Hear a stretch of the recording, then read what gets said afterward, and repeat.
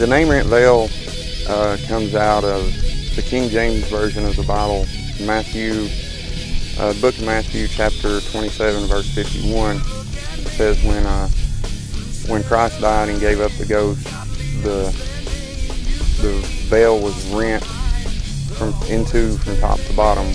I was basically looking for any musician that had a Christian mentality and wanted to play music for the same reasons I did. I hooked up with Doug McDaniel, who was the original bassist, and we played together for a month or so, and I called Greg, and Greg felt like he had a calling on his life.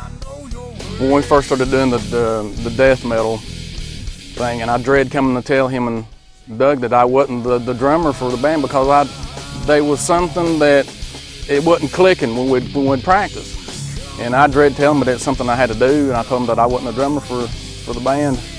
And then Tim had contacted me about a month and a half later, and we'd talked about doing the Southern thing. And since then, God has moved so much in this ministry.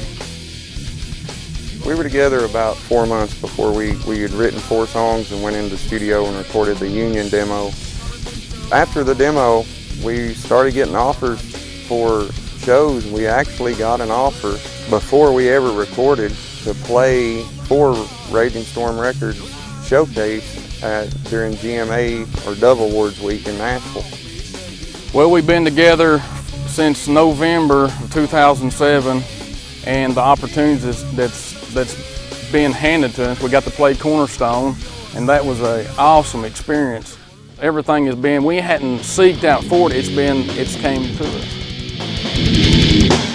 Where do you go? What do you do? You're dying alone, and your guns have failed you. You're bursting in pain. My name is Travis Tapp, but I go by Monkey. I'm the bass player for Rent Veil. I was born with a health deformity known as diaphragmatic hernia. It's where I have a hole in my chest. My heart's over here in my rib cage. I've got 1/3 lung and a partially developed lung, but it's all good, I'm alive. I look at my deformity that I was born with as just another addition to a testimony. I don't look at my physical health issues as a way to feel sorry, but as a way to encourage. I believe everybody's got their part in Rent Veil. There's a reason for us being together, and I believe that we're led by God to be who we are. And it was God that brought me to Tim and Greg. You know, I was auditioning with them, and I've been with them now for about a month and a half.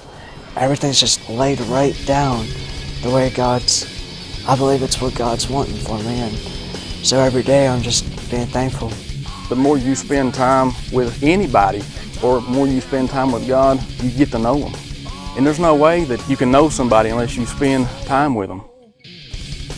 My last band I was in, I was the bass player for that, and I went to bed and had this dream that me and the guys in the band died, and we were being accounted as one standing in front of God, and God asked each of us in the band how he didn't know us anymore. And he looked at me and he's like, you knew me, I kept you alive to work for me, and yet you totally went away. And he's like, well, all the people that you've mentioned my name to, their blood is now in your hands. I woke up, I took all the drugs that I had hidden, all my bottles and everything, I threw them in the trash, and I've not touched it since February 6, 2008. God called everyone to something, and it's your choice whether or not you choose to listen to him, you choose to do it. I don't apologize for what I'm doing, because Jesus never apologized when he talked to a prostitute. He never apologized when he ate with a tax collector. He hung out with some really wicked people. He didn't come here for the righteous, he came here for the sinners. And by us playing aggression music, there's people out there that's lost that like aggression music. And that music is a tool to draw them people in for us to minister to them, and that's what it is, it's a tool. If I spent all my life only playing in front of Christians, what good am I going to do anybody in the world? They already know about salvation. They know about Jesus. We got to go where the need is. And where God sends us is where He sends us. In the future for Rentville, I'll just take it one day at a time. Whatever God leads us to do, whatever opportunities that comes up, I believe that's another door open, another opportunity for us to progress in what God has called us to do. Just be thankful every day. Don't worry about anything that's happened before. And don't think about tomorrow, you know, because tomorrow you may not say, I might not even get to finish what I'm doing right now. So I just enjoy the moment I just had and thank God for it. Has He made all things new?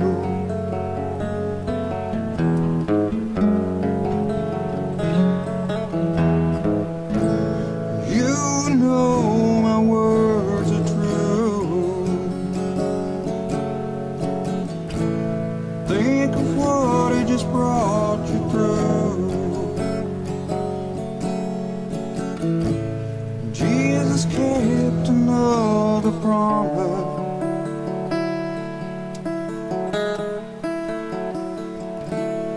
Another promise to you.